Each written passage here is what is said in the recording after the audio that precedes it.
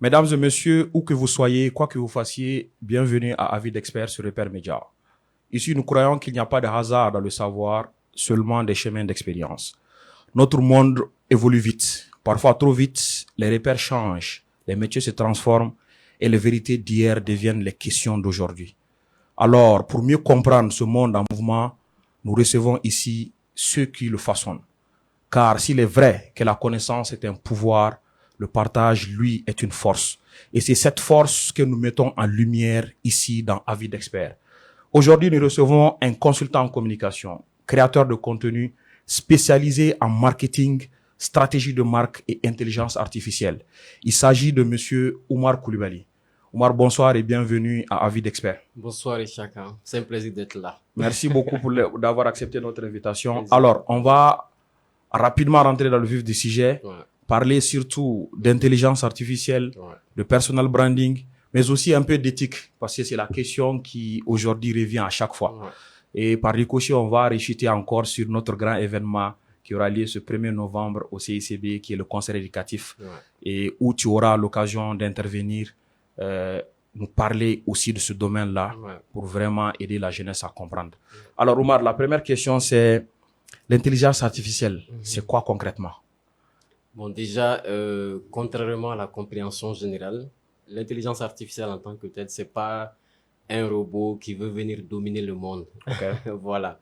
C'est juste une technologie qui apprend, je dirais, à faire exactement ce que nous faisons déjà d'habitude. D'accord. La seule différence, c'est que c'est plus rapide, c'est plus structuré, mais aussi c'est avec plus de précision. D'accord. Voilà. Par exemple, quand on essaie de faire une traduction de son texte, on utilise déjà de l'intelligence artificielle.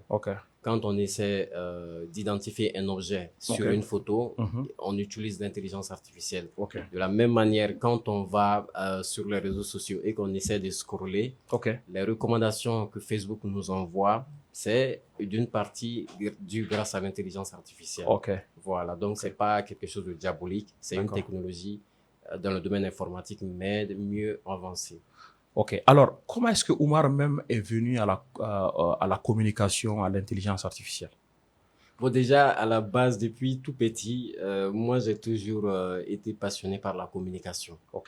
Même au niveau de l'école, je me mettais toujours en avant sur tout ce qui concerne les prises de parole en public. Par exemple, les concours interscolaires, je me mettais toujours en avant parce que c'était quelque chose que j'aimais beaucoup.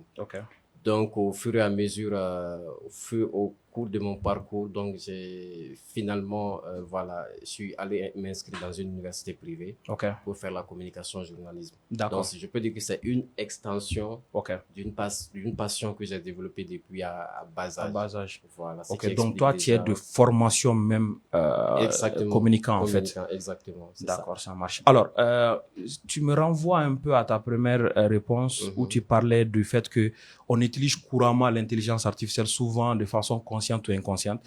Alors, je veux savoir, pour toi, est-ce que le Mali, à ce niveau, est vraiment à point en matière d'intelligence artificielle ou nous sommes en retard? Bon, je peux dire que le Mali est déjà en chemin. Parce que déjà, quand on voit beaucoup de jeunes qui essaient de faire beaucoup de créations, par exemple des jeunes qui créent des visuels, qui essaient de créer des vidéos pour les monétiser. Et même des entrepreneurs qui utilisent l'IA pour optimiser leurs dépenses. Par exemple, un entrepreneur qui manque assez de budget pour se payer, par exemple, les services d'un monteur vidéo ou bien d'un graphiste professionnel peut utiliser maintenant l'IA pour optimiser ses dépenses. Donc, je peux dire que le Mali est en chemin, mais quand même, il reste encore beaucoup de défis à relever. Voilà, les jeunes sont non seulement passionnés, mais en même temps, ce n'est pas le talent qui manque. Voilà, il y a trois choses qui manquent d'abord. D'abord, la structuration, la formation et surtout la vision collective. Je pense que quand ces trois obstacles sont levés, on peut, c'est ça. D'accord. Donc, si je comprends bien, les trois gros freins qu'on a, ce sont ces freins que...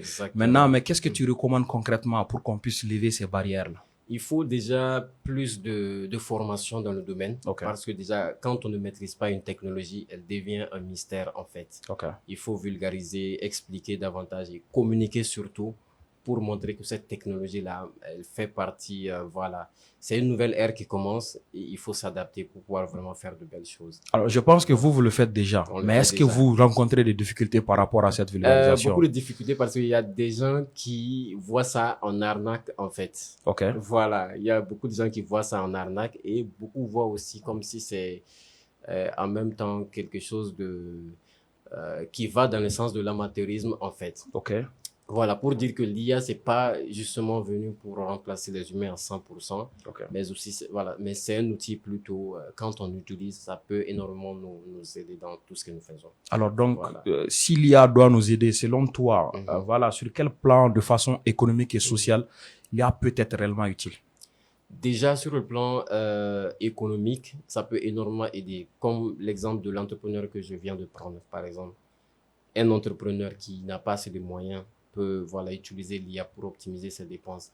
De la même manière, quand nous allons dans le domaine des ressources humaines, ça peut également aider à faire le tri. Vous savez, les recruteurs reçoivent énormément de CV. S'il faut s'asseoir et puis tout trier, c'est pas possible. Tout trier, c'est trop chronophage en fait. Donc l'IA, en quelques minutes, peut trier le CV et repérer le bon profil. Donc économiquement, c'est bien. Mais en même temps, déjà, si nous prenons en compte les difficultés d'accès même à l'électricité au Mali, on va dire que le Mali se trouve, je dirais, au niveau d'un point A. Voilà. Donc, alors que l'IA, pour que ça soit économiquement rentable, il faut être au point C. Donc, le Mali se trouve au point A. Voilà. Donc, il faut lever déjà la barrière au niveau du point B. Voilà. Faciliter l'accès à ces outils-là et surtout faciliter leur utilisation par la communauté. D'accord. Voilà. OK, mais selon mon constat, l'IA touche un peu à tout. Exactement. Mais selon toi, dans quel domaine est-ce que le Mali gagnerait à beaucoup plus accentuer l'utilisation de l'IA? Moi, je vois plutôt des solutions qu'on peut développer pour peut-être améliorer les systèmes de santé. Système de santé? Oui, par exemple, voilà. Les systèmes de santé dans la mesure où, par exemple, quelqu'un qui se trouve dans une zone où, si la personne ne sait pas, peut-être a une maladie, ne sait pas vers quel centre de santé s'orienter. Voilà. Donc, déjà, quand il y a des solutions qui sont développées, ça peut énormément aider dans ce sens-là. D'accord. Mais encore, je reviens sur le fait que le Mali n'est pas encore à ce niveau. Dans la mesure où le digital, la maîtrise même du digital, c'est un gros défi actuellement. Voilà. Alors, moi, j'ai une inquiétude. Je me dirais que l'IA peut aider dans le secteur éducatif aussi. Mais j'ai fait quelques petites recherches personnellement, moi-même, comme j'enseigne dans les universités privées. Je sens que souvent aussi, ça rend un peu paresseux les jeunes. Mais qu'est-ce que tu peux nous dire par rapport à ça? Moi, je pense que déjà, ça rend paresseux. Bon, quand on prend le niveau, enfin, quand on essaie de faire une comparaison avec en prenant les élèves et les étudiants, beaucoup aiment la facilité. Voilà. Déjà, fournir de l'effort intellectuel, c'est un gros défi. Voilà. Et quand nous prenons en compte même le système éducatif malien, c'est pas assez stimulant. Ça ne pousse pas non seulement les élèves à aller puiser, aller fournir plus d'efforts pour rechercher peut-être des éléments complémentaires aux cours classiques qu'ils reçoivent en classe. Déjà, quand c'est le cas, beaucoup voient ça comme une opportunité pour copier, par exemple. Or, comme tu l'as dit, ça peut énormément être un outil pour mieux apprendre et pourquoi pas se former même, étant même sur son lit à la maison. Voilà, c'est un gros défi. D'accord. Alors, il y a une inquiétude, j'ai parlé de mon inquiétude, mais il y a l'inquiétude générale. Qui est là. L'inquiétude générale est que beaucoup pensent que l'IA va faire que son existence va remplacer les hommes. Les offres d'opportunités, les emplois. Mais qu'est-ce que tu en penses? Qu'est-ce que tu peux nous dire concrètement en tant qu'un spécialiste du domaine? Je pense qu'il y a certains métiers, par exemple, le métier d'assistanat, de secrétariat, voilà. Ces métiers, par contre, sont en danger par rapport à face à l'intelligence artificielle. Mais je dirais que l'IA n'est pas en tant que telle une menace. Voilà. Il faut juste apprendre à s'adapter et voilà, dans les jours à venir, la maîtrise de l'intelligence artificielle va être dans les conditions pour pouvoir même accéder aux offres d'emploi. Il faut s'adapter surtout. Alors, est-ce que l'IA va créer d'autres emplois? Bien sûr, mais ça dépend en fait des besoins de chaque communauté. D'accord. Voilà, par exemple, on a pas mal de jeunes développeurs ici au Mali. Ok. Si ils bénéficient par exemple de soutien financier, de soutien technique, ils peuvent développer des solutions. Ok. Mais toujours en fonction des besoins de la communauté. D'accord. Voilà. Ok. Alors, pour commencer à utiliser l'IA, quelles sont les compétences de base dont on doit disposer? La première compétence, il faut être curieux. Il faut être curieux pour pouvoir mieux maîtriser l'IA. C'est très important, la curiosité. Okay. Ensuite, il faut avoir un esprit critique très développé. Vous savez, moi, quand on dit l'IA, beaucoup de gens pensent automatiquement à ChatGPT. Okay. Or, ce n'est qu'un outil parmi tant d'autres. Okay. Voilà, il y en a tellement. Quand on dit IA, et la plupart des personnes, par exemple, quand elles font une recherche sur ChatGPT, beaucoup se limitent à la première réponse de ChatGPT. Okay. Beaucoup ne prennent pas, par exemple, assez de temps pour mettre en question la réponse de l'IA. Or, l'IA peut se tromper même en termes de données. Ok. Ça peut se tromper en termes de données. Okay. Donc, il faut vraiment avoir cet esprit critique-là pour dire, voici la réponse que j'ai reçue, je prends le temps de lire. Et s'il y a des zones d'ombre qui sont mal comprises, répéter, peut-être reformuler la question. C'est très important. Donc, d'abord, la curiosité, avoir un esprit critique et surtout maîtriser la langue française pour pouvoir mieux formuler les prompts. C'est très important. Parce que la qualité des résultats va dépendre de comment tu vas formuler ta demande. D'accord. Donc, si je comprends bien, il y a un effort intellectuel derrière déjà pour avoir même, en fait, une bonne réponse d'une intelligence artificielle. Dans mes créations de contenu, je dis tout le temps, en fait, il faut être intelligent à la base pour pouvoir utiliser l'intelligence artificielle. Si tu es con, ça va renforcer cette, Si tu es intelligent, ça va amplifier ça. Donc, ça amplifie ce qu'on est déjà. C'est ça, ce qu'on Alors, est déjà. là, ça veut dire qu'on est en danger parce que moi, j'ai fait le constat avec certains étudiants parce qu'ils viennent te dire des choses. C'est assez flagrant. Et c'est ce risque-là que moi, j'étais en train. Mais maintenant, je pense que même les écoles, aujourd'hui, les promoteurs, commence à avoir peur aussi de l'IA. Maintenant, exactement. Mais je pense que il va de soi. Hein. Ouais. On n'aura pas le choix que d'intégrer l'IA. Ouais. Mais pour toi, comment est-ce qu'on doit procéder pour l'intégrer dans le système éducatif afin que ça nous profite réellement? C'est un gros défi, pas en Afrique seulement, pas seulement au Mali, même au niveau international. Voilà, il manque assez de politique en matière d'utilisation de l'IA. Par exemple, limiter jusqu'à quel niveau on peut utiliser l'IA, surtout dans nos systèmes scolaires, en fait. C'est un gros défi. Déjà, si les professeurs et les responsables de ces écoles eux-mêmes ont peur de l'IA, si eux-mêmes ont peur de l'IA, c'est comme s'ils offrent une porte de sortie aux étudiants, par exemple, de faire tout ce qu'ils veulent avec. Déjà, à la base, il faut que eux, ils aient une bonne formation, une bonne sensibilisation par rapport à la chose et une bonne perception par rapport à l'IA pour pouvoir mieux sensibiliser les étudiants. D'accord. Ouais. Ok, mais maintenant, bon, je pense que ceux qui nous regardent auront besoin quand même d'avoir quelques secrets, quelques astuces de Oumar. Parce qu'on voit les magnifiques photos, les magnifiques vidéos que tu fais sur les réseaux sociaux, notamment Facebook et puis LinkedIn, je crois. Donc maintenant, déjà, est-ce que les IA sont spécialisées en fonction des domaines? Est-ce qu'il y a des IA spécialisées? Ouais, l'exemple que j'ai pris, par exemple, ChatGPT, il y a différentes catégories d'IA, en fait. Il y a une catégorie qu'on appelle les IA génératives. C'est des outils qui créent du texte.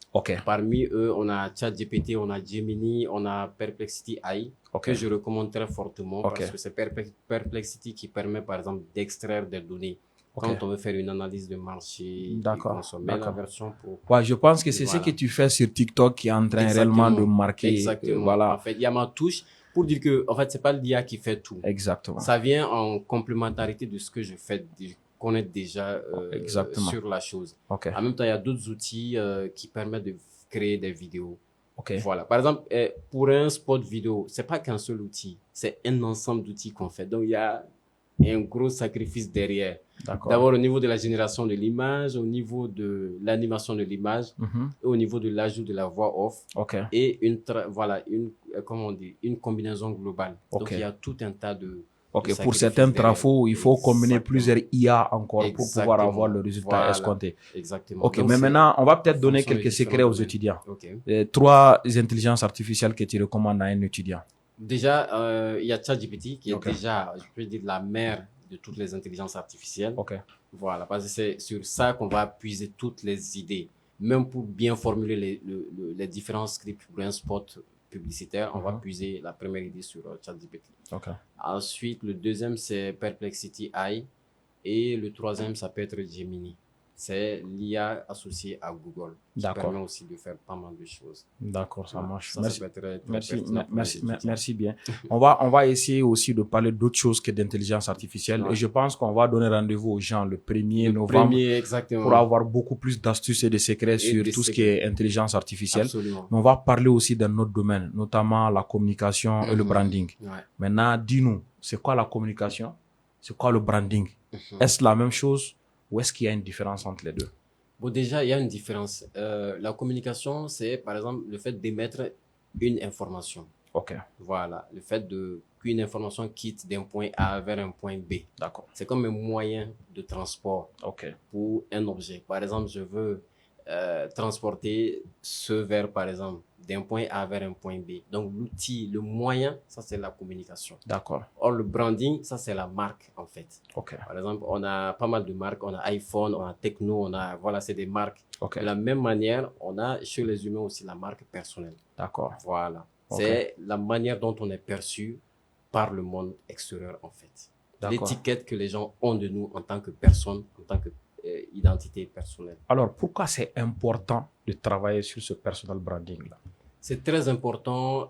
Aujourd'hui, il y a une chose sur laquelle je vais revenir. Beaucoup confondent aussi la visibilité et le personal branding.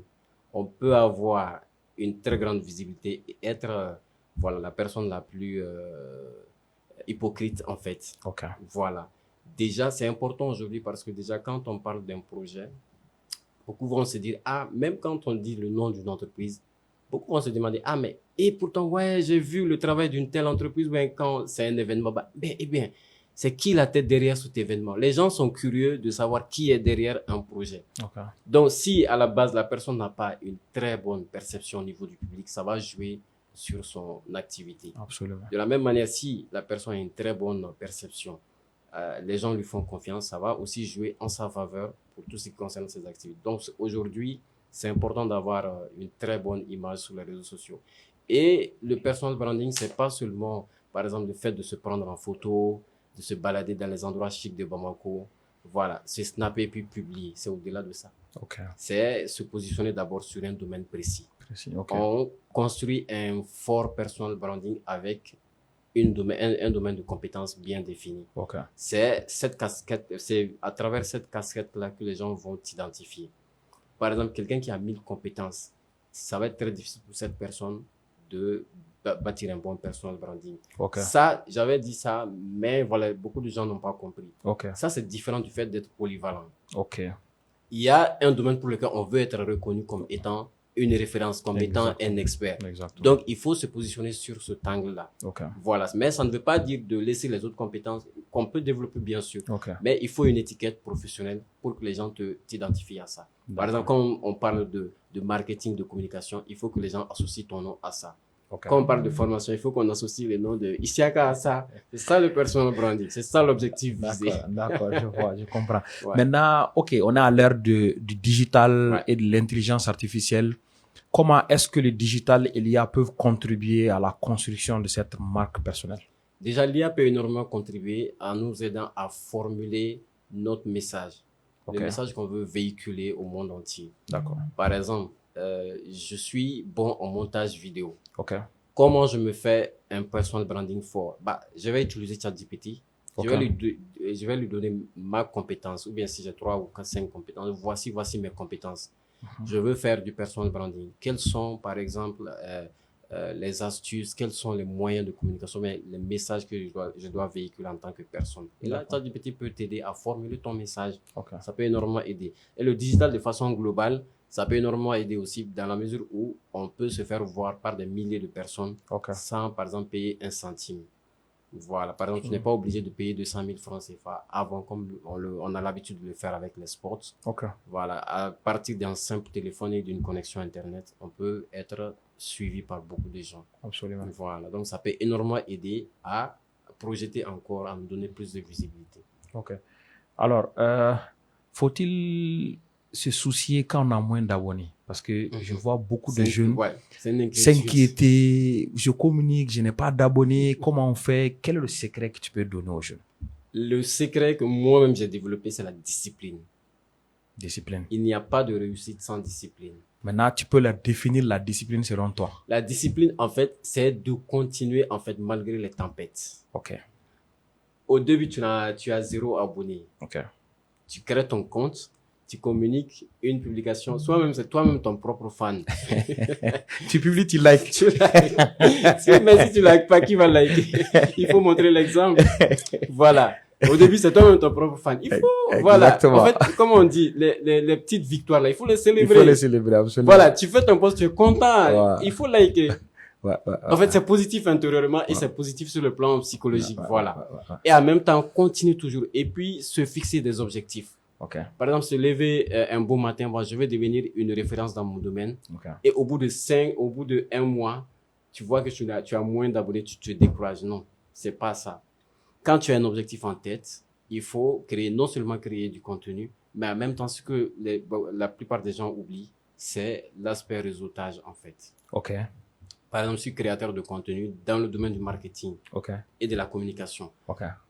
Non seulement je me crée un compte, je commence à publier, mais en même temps, il faut que j'identifie au moins le top 5 des gens qui sont dans le même domaine que moi. Okay. Ça peut être au Mali, comme ça peut être peut-être en Afrique, pour ne pas trop m'éloigner. Okay. Donc, une fois que je repère, par exemple, ces différents profils, il faut que j'essaie d'interagir avec eux quand eux, ils font leur publication. Okay. Et c'est pas des commentaires du genre « Ouais, c'est top, bravo ». Non, il faut que ça soit vraiment quelque chose il faut apporter une plus-value. Une plus-value, de constructif. De constructif. Avec un esprit critique. Exactement. Et de propositions. Et de propositions concrètes. Okay. Plus tu fais ça dans les commentaires, plus les autres membres les autres qui font partie du réseau de cette personne vont aussi à leur tour te découvrir. Okay. Ils vont dire, ah ben, c'est un commentaire très pertinent. Ils vont cliquer sur ton profil et là, ils vont s'abonner à toi. Okay. Non seulement on crée son profil, on crée du contenu, il faut s'intéresser aux autres créateurs en même temps et à travers leur communauté, on peut monter en visibilité petit à petit. Ça, c'est mon secret. Voilà. C'est fixer des objectifs. Développer cette capacité de discipline, ne pas abandonner, même si on n'a que 2 likes. Voilà. Et voilà. Au fait, et un autre aspect, c'est que c'est pas les likes qui paient les factures. Absolument, d'accord. Quelqu'un peut avoir 100 abonnés, je sais pas, quelqu'un peut avoir, quand la personne fait une publication, peut avoir 100 likes, mais 0 vente derrière. Voilà. Or, je vais te dire un truc. Tu sais, il y a plus de lecteurs passifs que de lecteurs actifs. Je suis parfaitement d'accord. Voilà, tu as dû expérimenter. Parfaitement d'accord. Voilà, moi, par exemple, dans mon réseau, que ce soit sur Facebook, que ce soit sur LinkedIn, il y a beaucoup de gens qui m'écrivent « Ah, ça fait tel nombre de temps que je te suis. » Mais ils n'ont jamais liké. Jamais liké, jamais commenté. Jamais commenté, mais ils t'apprécient. Comment toi, tu peux comprendre ça? Et généralement, la plupart des opportunités que j'ai viennent de ces gens-là. C'est pas, voilà, un manque de respect pour ceux qui commentent aussi. Hein. On en a besoin. On en a besoin. L'algorithme ne connaît que l'action. Exactement. Donc, voilà. Vous êtes aussi valeureux, autant que ces gens-là. Voilà, pour dire que c'est pas que les likes, l'indicateur sur lequel il faut se baser pour, par exemple, montrer ta crédibilité. Tu peux faire une publication avec 10 likes et cette seule publication peut te ramener 3 à 4 clients. Absolument d'accord. Voilà. Moi, je vis ça sincèrement. J'allais même en venir demander pourquoi. Est-ce que le réseau n'est pas responsable en quelque part de ça? Ça dépend. J'ai comme l'impression que lorsque le réseau sait que c'est à but lucratif, que tu fais une communication, ça a tendance à réduire la portée. C'est ça. Mais bizarrement, les publications avec moins de portée, quand même nous rapportent de l'argent. Mais les publications où les gens like, tu as 1000 likes, bon, finalement, ça ne t'apporte rien, quoi. Il y a rien derrière. Parce qu'en vérité, on communique aussi, c'est pour avoir des opportunités. C'est comme si, effectivement, les algorithmes, en quelque sorte, sont programmés, voilà, et ils se basent sur l'interaction. D'accord. Ils peuvent, par exemple, bien sûr, je te rejoins, à travers certains mots-clés, peuvent détecter si c'est une publication commerciale ou, voilà, si c'est inspirante. D'accord. Voilà. Donc, en tout cas, les seuls critères sur lesquels les algorithmes se basent, ça, c'est l'interaction. C'est pourquoi, par exemple, chez nous, les instituts de papa et de maman en Bambara, Facebook ne censure pas. Parce que il connaît pas. Donc, c'est pourquoi, quand plus de gens réagissent, et c'est cette publication qui va atteindre beaucoup de personnes. Et ça ne sera même pas, ça ne va pas donner forcément les mêmes résultats qu'un contenu qui inspire. Voilà. D'accord. Mais maintenant, voilà, parlons de personal branding encore. Selon toi, je pense qu'en fonction du secteur, il y a un branding à faire. Mais pour toi, au Mali, quel est le secteur avec le moins de branding? Parce que je sais que tu fais des recherches et tu fais beaucoup de publications. Voilà, après tes analyses sur les secteurs d'activité. Bon, on peut même dire les secteurs non lucratifs, par exemple, les politiques, etc. Selon toi, quel est le secteur où tu sens le moins de travail sur le personal branding? Ça, c'est dans le domaine juridique. Ok. Les hommes qui sont dans ce domaine se montrent très, très rarement. Ok. Or, on en a besoin. Par exemple, quand on prend LinkedIn, c'est un réseau purement professionnel. Absolument d'accord. Il y a toujours une histoire de contrat dans les collaborations. Il y a toujours une histoire de contrat entre l'employeur et l'employé. Okay. Et rarement, quand moi je prends l'environnement du Mali, sur LinkedIn, il n'y a quasiment pas de profil qui se montre dans le domaine juridique. Okay. Il y a une absence totale que moi j'ai constatée. D'accord. Et au-delà de ça, dans le domaine financier, c'est vrai que nous avons beaucoup de banques, mais rarement les hommes qui évoluent dans ce domaine se montrent sur les réseaux sociaux. Ils sont très, très rares. Effectivement, quand tu les vois, même généralement, c'est à but commercial. C'est à but commercial. Et non pas à but technique. Exactement. C'est pas dans le domaine technique, quoi. En fait, au-delà même du domaine technique, c'est dû en quelque sorte à la perception même de ces profils-là. Okay. Beaucoup pensent que être sur les réseaux sociaux, ils vont m'insulter, je préfère, comment dirais-je, garder un profil bas, voilà. Je préfère être... Je veux bien revenir sur cet aspect-là, ils vont m'insulter parce que j'allais en venir. Exactement. Mais on va continuer. Tu as donné un premier domaine. N'est-ce pas? Ça, c'est le domaine juridique. La première perception qui bloque okay. beaucoup de gens même dans leur tête. Quand je viens, je me montre, bon, ils vont m'insulter. Okay. Mais voilà, ils ont besoin de sensibilisation. Okay. Par exemple, sur LinkedIn, moi, j'ai optimisé le profil de beaucoup de professionnels okay. qui me disent, qui me confessent peut-être en privé, bon, moi, j'ai tel nombre de compétences, je suis dans ça, mais honnêtement, franchement, m'afficher sur les réseaux ou pour parler de mon travail, c'est un gros défi. Ils ne savent pas par où commencer. Okay. Il y a la perception de, voilà, ils ont peur, mais en même temps, ils ne savent pas comment faire. Okay. Ils ont besoin de sensibilisation, mais aussi ils ont besoin d'accompagnement. Voilà. Donc, dans le domaine juridique et dans le domaine bancaire. Il y a un véritable... Ces deux-là, un troisième domaine? Troisième, je dirais, bon, pour le moment, je vois les deux. Les deux pour le moment. Ouais. D'accord, mais maintenant, ok, qu'est-ce que tu les recommandes concrètement? Est-ce qu'il y a un manque à gagner par rapport à ça, déjà? Parce que généralement, les gens viennent quand ils voient leur intérêt. C'est vrai. Déjà, quel est le manque à gagner pour eux? Et ensuite, qu'est-ce que tu leur recommandes concrètement pour pouvoir changer cette donne-là? Moi, déjà, est-ce qu'il y a un manque à gagner? Bon, en fait, oui, et en matière de manque à gagner, ils ont énormément... déjà, ça va leur élargir leur réseau. Okay. Ça, c'est un premier avantage. Mais en même temps, ils vont... se positionner comme étant experts dans leur domaine respectif. Okay. Et aujourd'hui, nous sommes dans un monde où la crédibilité compte beaucoup. Okay. Quand, en fonction de ce que tu fais, c'est vérifié, les gens peuvent prouver, ça augmente ta crédibilité. D'accord. Et la crédibilité, ça facilite beaucoup de choses en termes d'opportunités. Okay. Donc, ils ont beaucoup à gagner. Et ce que moi, je vais leur recommander, en fait, et bizarrement, c'est des profils aussi fictifs. Je vais dire, qui ne sont pas trop... Même quand il y a leur nom, peut-être il n'y a pas de photo de profil. Il n'y a pas de photo de profil, donc c'est difficile de les identifier concrètement. Même pour pouvoir, nous qui sommes dans l'accompagnement, même pour pouvoir les accompagner, il faut les déceler, les trouver. C'est difficile de les repérer, de les reconnaître et afin d'entamer une démarche d'accompagnement. Donc c'est difficile. D'accord. Voilà. Alors pour revenir déjà à ce que tu disais tout à l'heure, les gens ont la crainte de quelque chose. Ce sont les commentaires négatifs. C'est ça. Maintenant, pour toi, comment il faut se comporter face à ça? Parce que ça va arriver tôt ou tard. Tôt ou tard. Maintenant, comment toi, tu te débrouilles à faire avec? On a besoin d'astuces par rapport à ça. En fait, nous sommes dans un monde, c'est déjà accepter de venir sur les réseaux sociaux. Il faut être préparé psychologiquement. Okay. Il faut un premier travail sur soi. C'est dire que, ouais, c'est comme quand tu vas monter sur scène. C'est comme un artiste qui monte sur scène. Et dans le public, il y aura des gens qui vont t'apprécier. Il y aura des gens qui vont t'insulter. Il y aura des gens qui vont te jeter de la pierre. Absolument. Si, en fait, tu dois prendre en compte la frustration de chacun d'eux, est-ce que tu vas pouvoir avancer? Difficilement. il faut te fixer un très bon objectif. Okay. Et voilà, comme on le dit à Maman, qui clôture, qui niachi. En fait, c'est comme ça que moi, quand même, j'arrive à gérer. D'accord. Voilà. Même quand on ne monte pas sur les réseaux sociaux, même dans la vraie vie, on aura toujours des gens qui vont nous détester pour ce que nous faisons. Okay. Il y aura toujours des gens qui vont nous critiquer. Il y aura toujours des gens qui vont douter de ce que nous faisons, de notre expertise. Absolument. Est-ce qu'on peut, voilà, contrer toutes ces personnes-là? Quand tu marches dans la rue et que tu es obligé de te retourner à chaque fois que le chien aboie, est-ce que tu vas pouvoir avancer? Voilà. Il faut vraiment avoir un esprit fort, regarder ton objectif et avancer.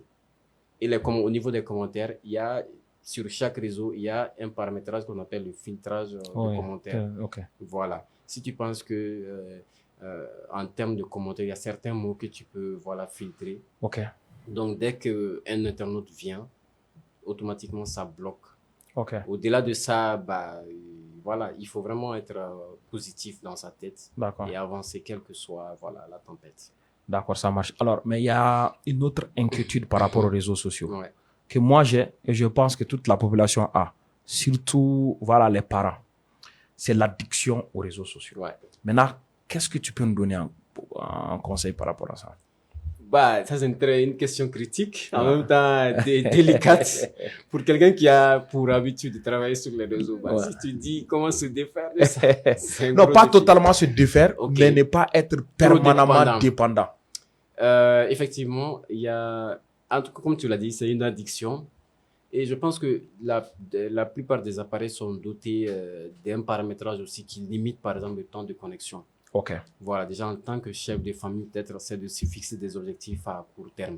Okay. Bon, de telle heure, peut-être à telle heure, je vais me déconnecter des réseaux sociaux. Parce que comme tu l'as dit, ça a pris une forme d'ampleur à tel point où dans la famille, le mari et sa femme ne communiquent même plus. Tout le monde est sur son appareil. Donc déjà en tant que chef de famille, c'est de se fixer des petits objectifs. De telle heure à telle heure, je me déconnecte des réseaux sociaux, je me consacre à ma famille. D'accord. De telle heure à telle heure, je me déconnecte et je me consacre à mes amis ou aux membres de ma famille. C'est de se fixer des objectifs à court terme. D'accord. Et de se forcer à les suivre, en fait. Ok. Ça, c'est pour les chefs de famille, mais pour les jeunes. Pour les jeunes... Parce que la difficulté se trouve là-bas. Je me dis qu'un chef de famille, avec le niveau de responsabilité et de maturité, peuvent souvent faire mais pour les jeunes c'est encore plus complexe. Gros défi. Parce que déjà l'élément de divertissement principal des jeunes aujourd'hui, c'est les réseaux sociaux. Voilà, donc en tout cas c'est une question à double machine. Parce que je vais te donner peut-être une petite anecdote. Tu sais que moi j'aime bien tester les choses parce que nous dans notre domaine on est obligé d'avoir des preuves avant de parler. C'est vrai. Je me suis amusé à tester le niveau d'efficacité en termes de résultats des jeunes étudiants et l'impact du téléphone. Et bizarrement, voici ce que les résultats que j'ai obtenus. Je me suis rendu compte que la majeure partie des jeunes ont des mauvais résultats à des tests ou à des examens, pas parce qu'ils ne savent pas, mais parce que l'addiction au téléphone joue contre eux. Je m'explique. En ce sens qu'ils sont habitués à chaque 30 minutes toucher au téléphone déposé. Alors que lors des examens et des devoirs, c'est minimum 1 heure, 2 heures de temps totalement à l'écart de ce téléphone. Ça joue. Et ça joue malheureusement sur la concentration et eux. C'est la raison pour laquelle je pose la question parce que nous deux, on est pratiquement très liés aux jeunes.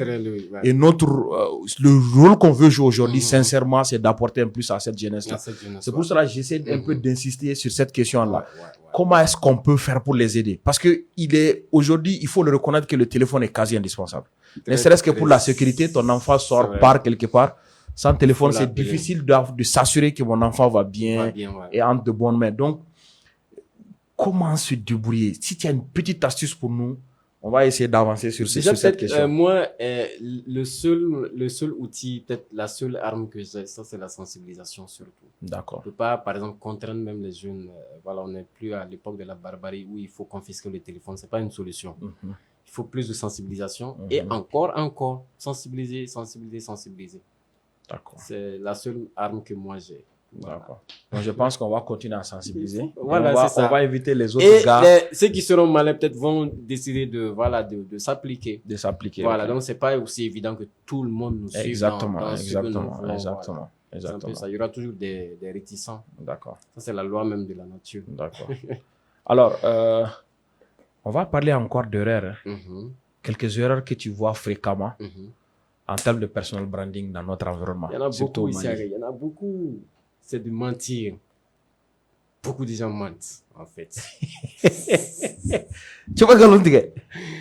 Beaucoup de gens mentent, je t'assure. Beaucoup de gens mentent. Beaucoup de gens mentent, en fait. Ça, c'est la première des erreurs. Se mentir, tromper, en fait. Voilà. Et se mettre dans une posture dans laquelle, voilà, on ne se sent pas à l'aise. Et nous sommes pratiquement dans ça, le m'as-tu vu. C'est ce qui a fini par détruire beaucoup de choses. Le m'as-tu vu, ça a joué sur les gens de telle sorte que après, quand on veut faire genre, à la fin, il y a une honte que tu vas ramasser, en fait. Parce que quand après les gens découvrent ton vrai potentiel, enfin, ton vrai toi-même, là, il y aura plus de déception que de... Voilà, il faut pas mentir.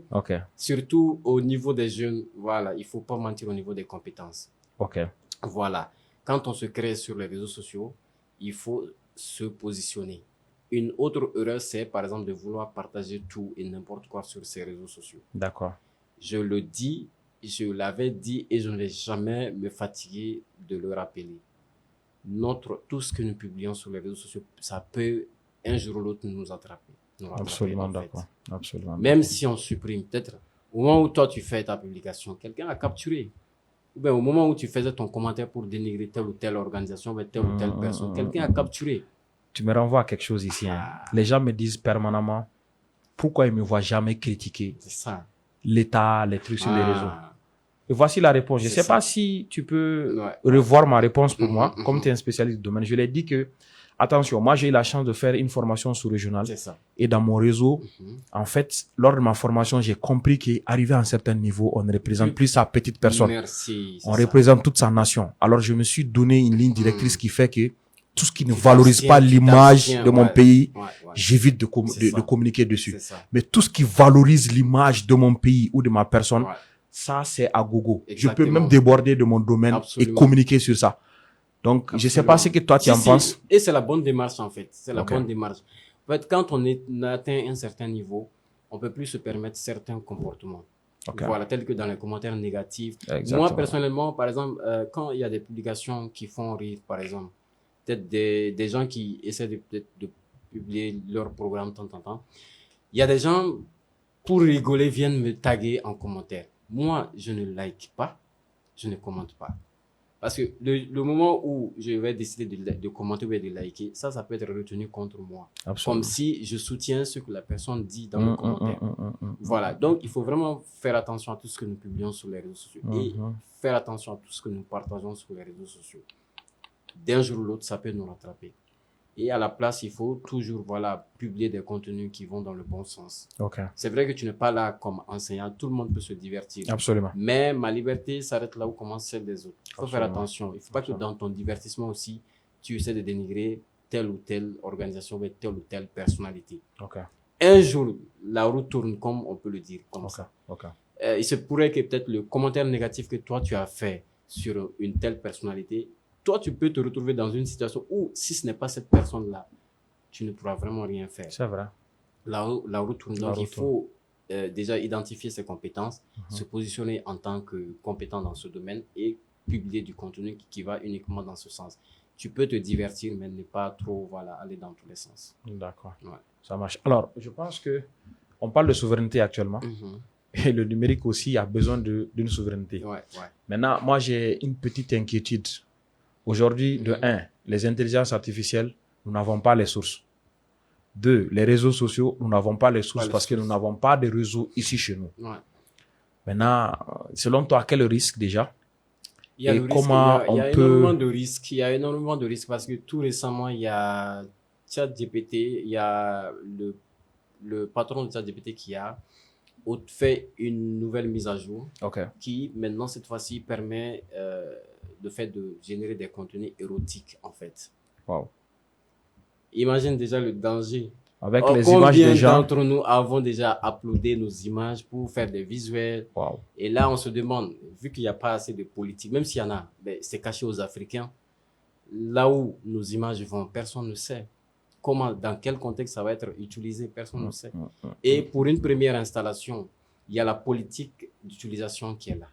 Et rarement, on prend le temps de lire. Oh, bon, bref, tout est, on peut dire, il y a quelques explications qui sont dans cette politique-là. Donc, mais on ne lit pas, on accepte. Ce qui fait que, voilà, on a beaucoup de, enfin, il y a énormément de risques à ce niveau. Et pour revenir à ta question au niveau de la souveraineté, c'est peut-être que l'État mette en place des moyens qui peuvent permettre à nos jeunes développeurs de développer des solutions uniquement pour les Africains, uniquement peut-être pour le Mali, en fait. Par exemple, créer nos propres réseaux sociaux, pourquoi pas? Si on arrive à mieux créer nos propres réseaux sociaux, et on va communiquer entre nous Maliens, pourquoi pas entre Africains. Et comme ça, on ne va pas être dépendant des réseaux venant d'autres nationalités. Voilà. Et en même temps, on peut nous créer nos propres opportunités. Mais toujours, il y a cette question de moyens qui est là, dont j'avais parlé, dont l'accès au digital même, c'est un gros défi. L'électricité même, c'est un gros défi. Donc, il y a du chemin à faire. Voilà. Pour être indépendant déjà en termes de technologie, il faut que nous développions nous-mêmes nos propres solutions. Voilà. Je sais, il y a aussi ce petit aspect dont les gens parlent.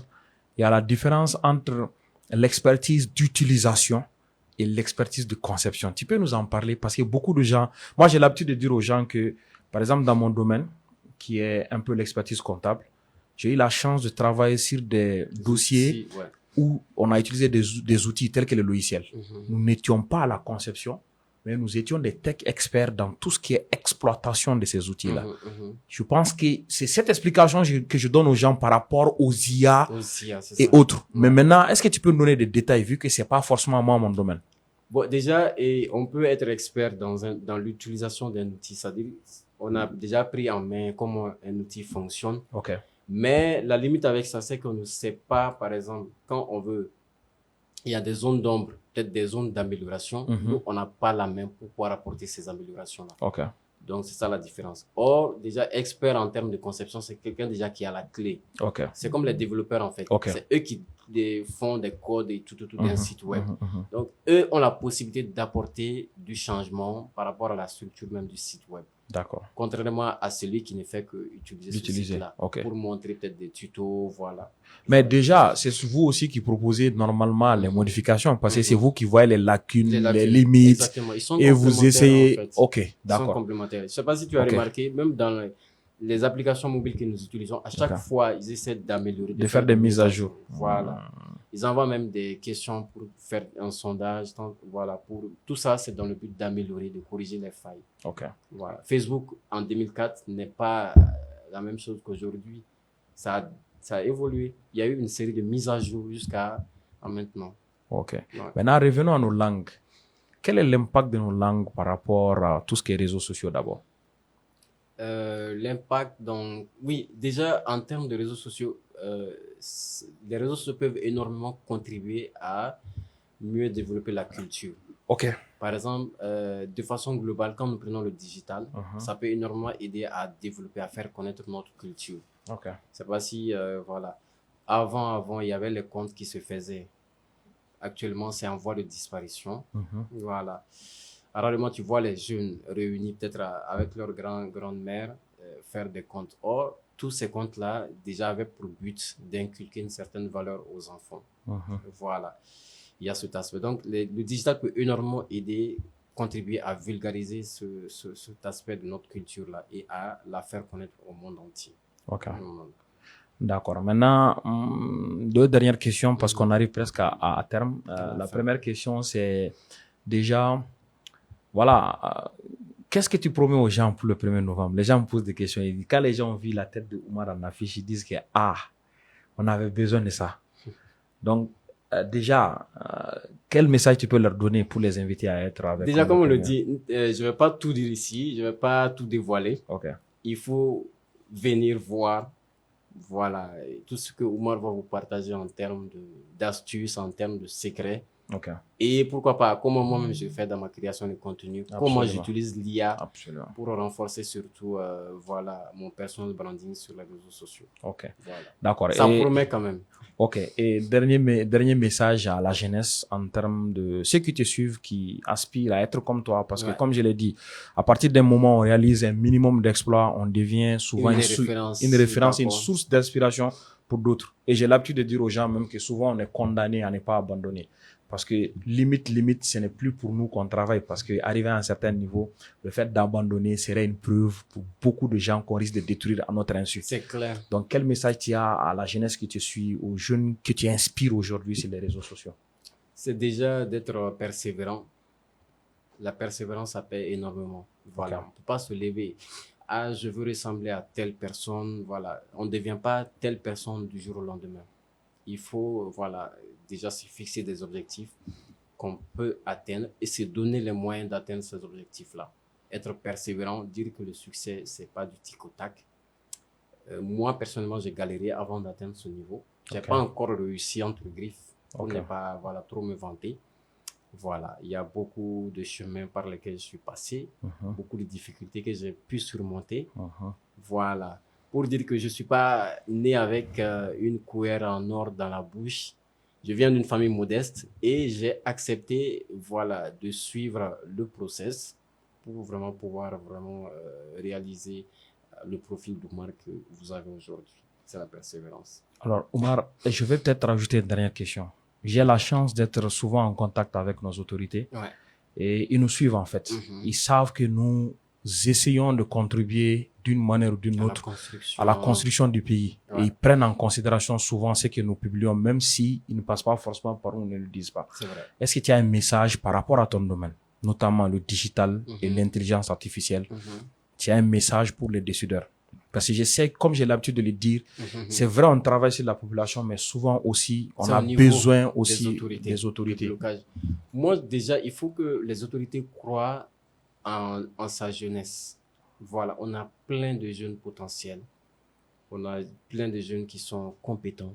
Il faut que les autorités elles-mêmes décident peut-être d'offrir ce cadre-là pour que les jeunes eux-mêmes puissent faire leurs preuves. Voilà. Et surtout, un message très fort à l'endroit de nos médias, voilà, qui ne font que la promotion de la médiocrité. Je suis désolé. C'est décevant, c'est déplorable. Au lieu, par exemple, de mettre en avant des jeunes qui font pas mal de choses, mais qui sont dans l'ombre, au lieu de les mettre en avant, on préfère plutôt, voilà, mettre en avant là, tout ce qui est médiocrité. Et du coup, ça ne comment je vais dire, ça ne concourt pas au développement du pays. Merci pour le mot. Voilà. Et tant que c'est comme ça, les autres pays vont nous regarder avec un œil différent. Eux-mêmes, ils font rien d'extraordinaire parce que sur les plateaux, en fait, ce qu'on oublie, ce qu'on voit à travers les médias, c'est avec ça qu'on va façonner l'image du pays. Or que c'est pas du tout ça. Il y a plein de jeunes expérimentés. Tu es d'accord avec moi avec l'histoire de la Russie, des jeunes qui sont partis représenter la Russie. Toute la communauté internationale a dit un mot sur le Mali. Or, ces jeunes-là ne sont pas à l'image. En fait, le Mali, ils ne représentent pas le Mali dans sa totalité. En tout cas, il y a plein de jeunes compétents qui pouvaient mieux valoriser l'image du drapeau malien. Voilà, il faut que les autorités elles-mêmes décident vraiment d'offrir ce plateau-là aux jeunes afin qu'ils fassent leurs preuves et puis réalisent beaucoup d'exploits. C'est important. D'accord. C'est ça. Merci beaucoup, Oumar. Alors, mesdames et messieurs, c'est tout pour Avis d'experts d'aujourd'hui. Merci à notre invité pour son regard lucide et inspirant. Mais surtout, merci à vous qui prenez le temps d'écouter, de réfléchir et de comprendre. Ne l'oublions jamais, la véritable richesse d'un peuple, ce n'est pas ce qu'il possède, mais c'est ce qu'il sait et qu'il transmet de génération en génération. Alors, apprenons, partageons, discutons, doutons même, mais avançons ensemble, éclairés par ceux qui savent et motivés par ceux qui cherchent réellement. Parce que le savoir n'est pas un luxe, mais une lumière. Et tant qu'il y aura des experts pour la porter, Avis d'experts sera là pour la diffuser. À très bientôt pour un nouvel échange, une nouvelle idée, un nouvel éclairage. D'ici là, restez curieux, restez ouverts et surtout restez éveillés. À très bientôt.